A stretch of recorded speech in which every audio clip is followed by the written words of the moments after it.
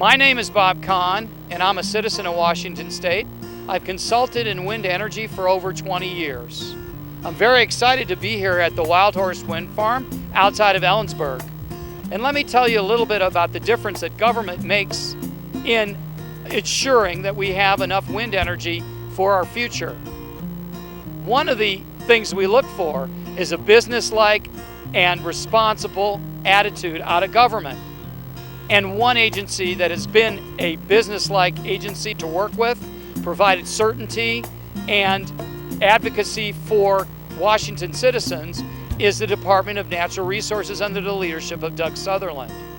When a wind power developer comes to public land and approaches DNR, it isn't assured that it's going to get the land or the leases of the land for cheap.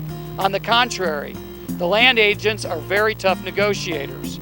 But you know where they stand, and since they represent the interests of Washington citizens, and in particular the school children of our state, they get the best deal they can out of the developers of these wind projects. Ever since 2000, DNR has been involved in one way or another in virtually every wind farm project in the state of Washington.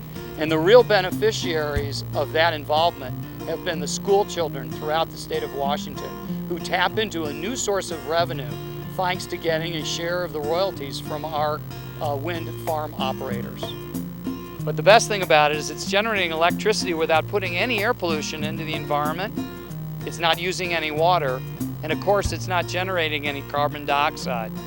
So it represents a solution to global warming, and it's really solutions that Washington State needs.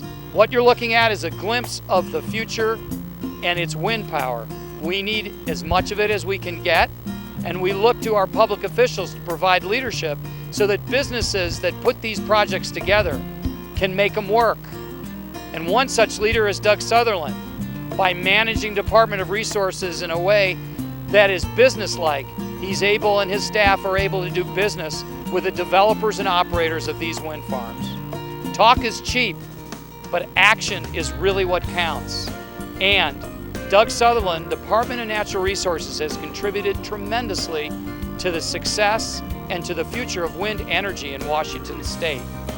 So as we look into the future, and perhaps 500,000 homes or more will be supplied with the electricity from the wind, we can also rest assured that many of our school buildings and our school operations will be paid for in part from the royalties from these wind farms, thanks to the leadership of Doug Sutherland and DNR.